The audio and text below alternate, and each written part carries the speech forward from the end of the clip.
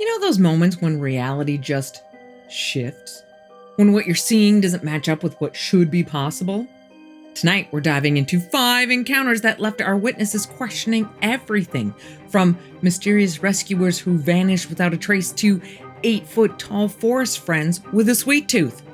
Welcome to the In-Between. I'm Carol Ann, and tonight we're sharing tales of unexpected guardians, dark forces, and a few friendly faces from the other side. Tucked away in Dumfries, Scotland, is a place called the Crichton, which is a former Victorian-era psychiatric complex. Now, before your mind wanders to all those horror movie cliches, let me tell you, this place is nothing like what's in your head. It's actually a peaceful campus, part of the local university with beautiful Victorian houses built of soft red sandstone, complete with stunning gardens, sprawling lawns, and this magnificent cathedral-style church right at its heart. Marcia works there as a night patrol security manager. Part of her job includes driving around the complex several times each night, windows down, listening for any alarm systems that might go off. Sounds insanely creepy to me, but Marcia says it's totally fine. Now, the abandoned care home and former World War II air base that she also has to patrol, that's a whole different story for another time. But back to the Crichton. One bitter, cold December night in 2017, Marcia hears an alarm activate at Solway House. And if she has to pick the creepiest building on campus, this one would be it. She drives over to the building and goes in, but everything looks okay. So she takes a closer look at the motion detector, and there is the culprit, a huge spider taking a midnight stroll across the motion detector. Ugh, now I have to write up a whole report for a spider. So Marcia takes a seat at the bottom of the staircase and starts writing. That's when she hears it. Now, we're not talking about those little taps you see people freaking out about on ghost hunting shows. No, this is more like someone's upstairs throwing boxes around and rearranging furniture at 3 a.m. Keep in mind that this building is now used for art classes and music lessons, so it's not like there's anything in here to steal.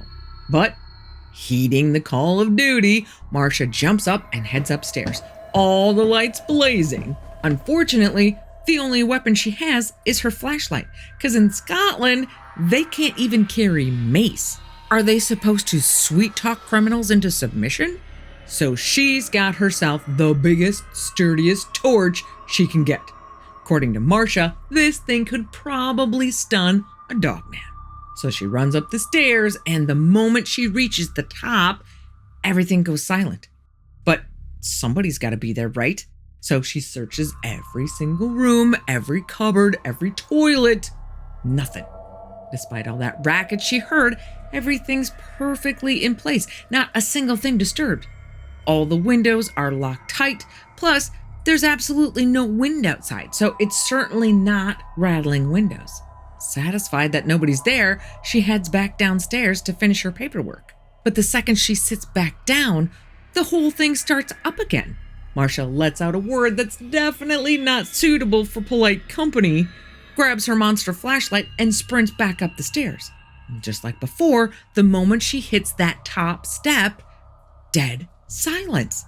She does another thorough sweep, checking every nook and cranny, but everything's exactly as it should be. The funny thing is, the idea of a ghost hasn't even popped into her head yet. She's been working this job long enough that the Crichton has never once given her the creeps. It's always been a peaceful place. Until now. She heads back downstairs one more time, and that's when it happens. This cold, static electricity starts crawling across her skin. Now, Marcia's no stranger to the paranormal. She's had her fair share of experiences, and this sensation, it's like a big red warning light. Then she feels it. Something right behind her, following her down those stairs. And notice I said something, not someone. Because whatever this is, doesn't feel human, doesn't feel like a spirit, doesn't feel friendly. It feels all wrong, all kinds of wrong. The only thought running through Marcia's head is, don't let it know that you know it's there. Don't let it know you're scared. Though of course she is. Who wouldn't be? Having watched enough paranormal shows to know the drill, she starts reciting the prayer to the Archangel Michael in her head. Mind you, she's not even Catholic, but when things get dicey, you pull out all the stops. The moment she hits that bottom step, the feeling vanishes. She finishes up her paperwork, and wouldn't you know it, that banging and crashing starts right back up again. Well, Marcia's had enough. She plants herself at the bottom of those stairs and shouts, I am too busy for your nonsense. I'm leaving now, so knock yourself out. With that, she locks up and drives off into the night. Back at the office, she starts telling her colleague, I had an alarm at Solway House. It was weird, but he cuts her off mid-sentence. I meant to tell you, Solway House is haunted as To this day, it remains Marcia's #1 paranormal experience, which, considering Marcia's own house in Dumfries, built back in 1870, seems to have an innocuous spirit or two hanging around. But she says she would never dream of asking them to leave. That would just be rude. After all, they were there first.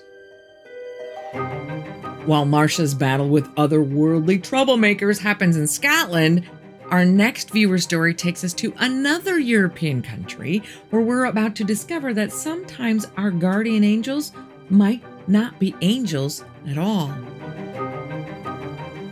Nisha Marie Beliveau is born in New Brunswick, Canada, into a military family.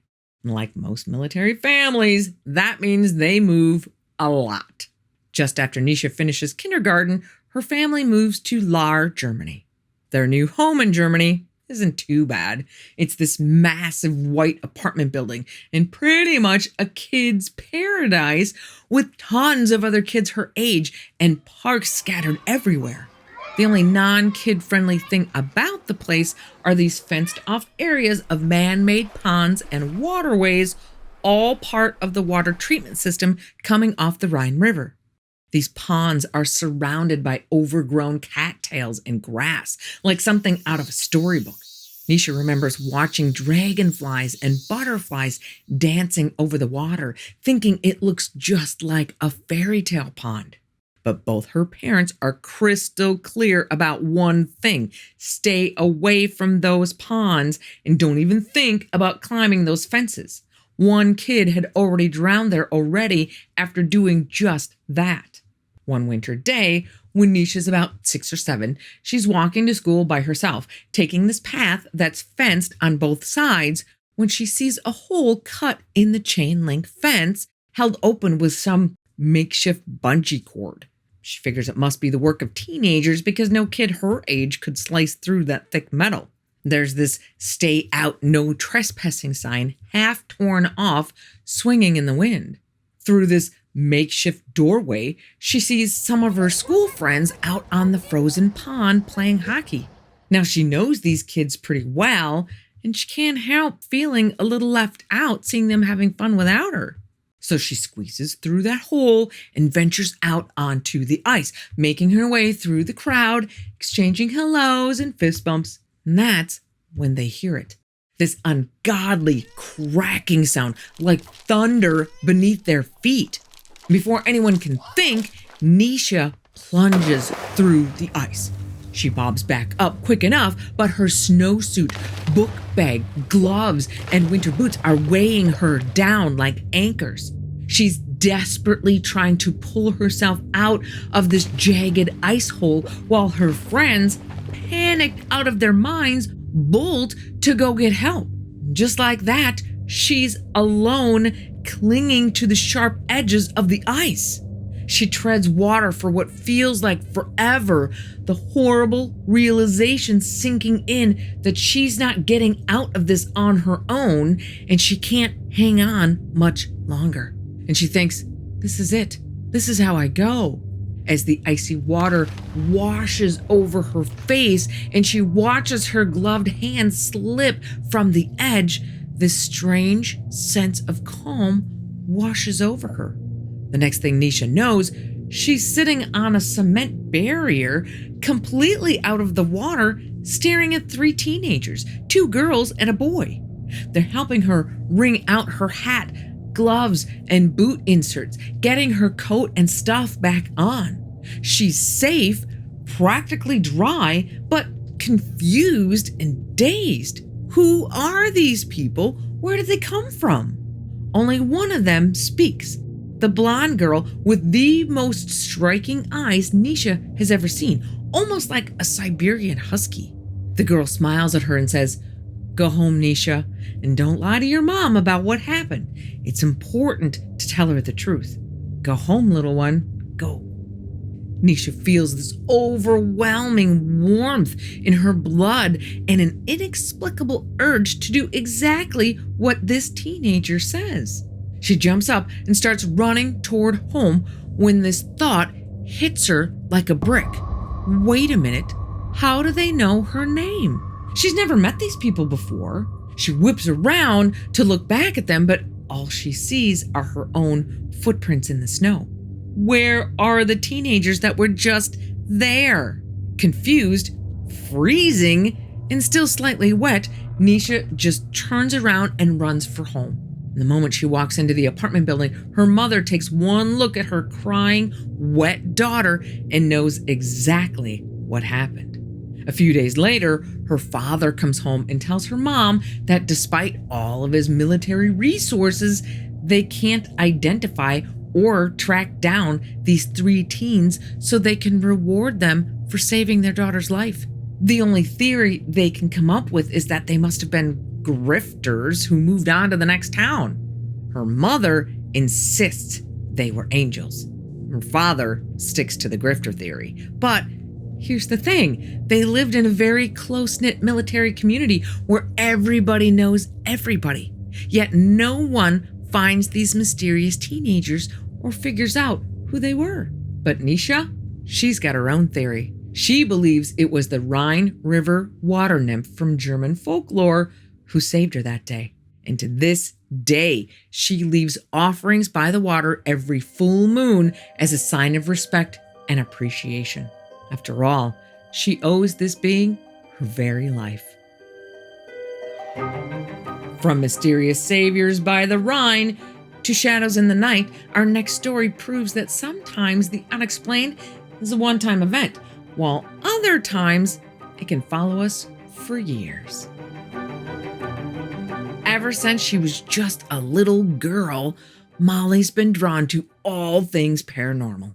Her favorite times were those when she was tucked away in this big closet, complete with bookshelves and a cozy beanbag chair, completely lost in stories about ghosts and aliens for hours on end. So maybe it's not too shocking that she's had her fair share of strange encounters throughout her life. But this story, this one's got her mom as a witness. So we're not just dealing with a kid's overactive imagination here. The year is 2003, and 5-year-old Molly is living in this country house up in northern Michigan. Her dad's away on some business trip, leaving just her mom and her little brother and her holding down the fort. One night, while dad's still away, mom puts both kids to bed. Her brother decides he wants to snuggle up with mom in her room that night, leaving Molly sound asleep in the room she shares with her brother all by herself. Nothing unusual about any of this until her brother wakes mom up with a strange question. "What is Molly doing over there?" he asks, pointing to the corner of the room. They both look over, and there's Molly, crouched down in the corner, giggling. They try talking to her, but instead of answering, Molly runs to the window and jumps out. This is a second-floor window, so naturally, Mom completely freaks out. She rushes to the window and looks out, expecting the worst. But there's nothing down there, no injured Molly on the ground below. She runs to Molly's room and finds her exactly where she should be, sound asleep in her bed. Mom lets her sleep and tells her over breakfast the next morning what happened the night before. Molly has zero memory of any astral projecting, so whatever or whoever that was in the corner that night wasn't her. Fast forward to Molly's teenage years, somewhere between 15 and 17, and she's seeing shadow people all the time. But the scariest encounter happens when she's 17. She wakes up one night and instantly she's frozen with fear. Now, this isn't your typical sleep paralysis. She specifically remembers being able to turn her head to look at it. Standing there is this menacing black shadow, and she just knows in her gut that it's male. Then it speaks to her, words now burned into her memory.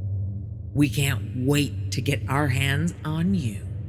The words "we" and "our" stick out to her like a big red flag, like this thing isn't working alone, but represents some kind of dark collective.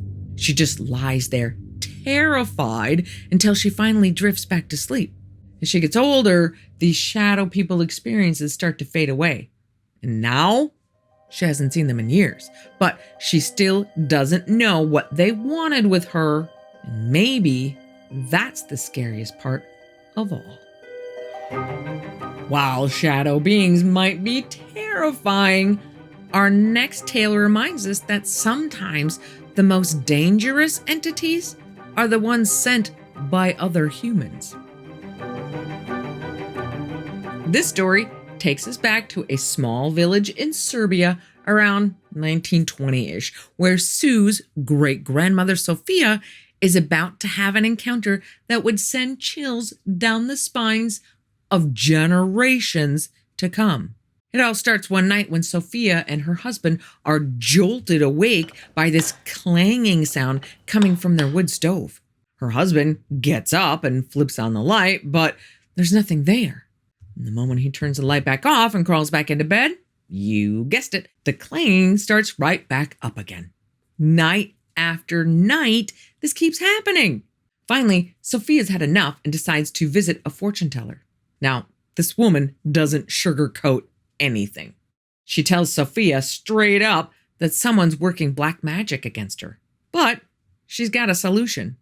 Get some holy water from the church and walk around the house 3 times, sprinkling the holy water as she goes. This will send whatever it is right back to whoever sent it. But there's one crucial warning. If anyone calls her name while she's doing this ritual, she absolutely cannot answer. So there's Sophia, following these instructions to the letter. She's made it around twice and is working on that third and final circle when she hears it. This stern male voice calling out, "Sophia!" Her first thought, her husband's trying to mess with her, and she nearly cusses him out right there. But that warning from the fortune teller flashes through her mind, so she keeps her mouth shut tight. When she's done, she goes looking for her husband, only to find out he's still working out in the fields and won't be home for hours. That night, first peaceful sleep they've had in ages. The next day, Sophia's out feeding the pigs right next to her neighbor's yard when she overhears something interesting. Her neighbor is talking to another village woman, saying she needs to go see a fortune teller herself. Turns out, the day before, this neighbor had been hanging laundry when she heard footsteps behind her. Thinking it was just one of her friends, she didn't even turn around. She just called out, "You go on into the house. I'll be there in a few minutes as soon as I'm done." When she finished the laundry and opened her door, there's this man standing there. Except he's not exactly a man. He's got horns reaching all the way up to the ceiling. They just stand there staring at each other until she slams that door shut and stays outside until her family comes home from the fields. When they finally get back, whatever that thing was, it's gone. After that day, Sophia watches as this neighbor's family gets hit with one stroke of bad luck after another. And let me tell you, the stories had such an impact that Sue, Sophia's great-great-granddaughter, won't go anywhere near any kind of magic to this day. And honestly, after hearing this story, can you blame her? After all these encounters with dark forces and malevolent entities, Our final tale might just restore your faith that not all things unexplained are bad. This in-betweener wants to remain anonymous, so we're going to call him Ryan. Ryan grows up in Crested Butte, Colorado, the baby of his family. As he gets older, he and his dad make it their routine to head out into the forest near their home. They've got this tradition of leaving treats, mainly apples, to draw in deer and elk so Ryan's cousins can experience what his dad calls the wonders of nature. This particular story takes place around 1986 or 87 when Ryan is about 17 years old. He goes out one day carrying this box of apples into the woods, something he does all the time. He loves finding these little out-of-the-way spots where the wildlife can find their treats while he watches from a distance. And sure, he knows there's always a chance it might attract predators, but that doesn't really bother him. They're not trying to keep any animals away or change the natural order of nature, just add a little extra now and then. That's exactly what he's thinking when he feels it. That unmistakable sensation of being watched. As he scans the tree line, he spots it. This massive humanoid form hanging back in the shadows, just observing. Now, Ryan's startled at first. Who wouldn't be? But something tells him this creature means no harm. He pulls out an apple, speaking in soft, gentle tones, inviting it to come closer, reassuring it that nobody's gonna hurt it. It finally steps into view. When I say that this thing is big, I mean big. Ryan's over 6 feet himself, but this thing is towering over him at what he figures is about 8 feet tall. Standing there on 2 legs, it's got this human-like stature, but with this unmistakably simian build and muscle structure. Ryan knows exactly what or who he's looking at. He holds up an apple in offering, and the big guy's nervous at first, checking his surroundings like he's expecting trouble. Ryan assures him they're alone, and finally the Sasquatch reaches out and snags that apple right from his hand. And the way it devours that first apple, Ryan immediately offers another one. After a moment's hesitation, the Sasquatch takes it too. Ryan keeps talking to him softly, promising friendship and safety. As the creature relaxes, he actually reaches out, making this grunting sound. Ryan passes him 2 more apples, which disappear just as quickly as the first ones. Then, the Sasquatch looks over his shoulder before turning back to Ryan, like he's got somewhere to be, but he doesn't want to look this gift horse in the mouth. So what does Ryan do? He offers up the whole box, telling his new friend he can take it, save it for later, or share it with others, whatever he wants. The Sasquatch gives him another grunt, grabs the box, and vanishes into the woods so fast it was like he was never there. Moral of the story? Just because something's bigger than us doesn't automatically make it a monster. Sometimes all it takes is an apple and a little kindness to prove it. A huge tip of my hat and thank you to all of these in-betweeners for sending us their stories. Never ceases to amaze me how much weirdness you guys are not only dealing with, but willing to share with us as well. If you'd like to hear more crazy encounters like these, click right here. Be careful out there, and I will see you here again on the In-Between.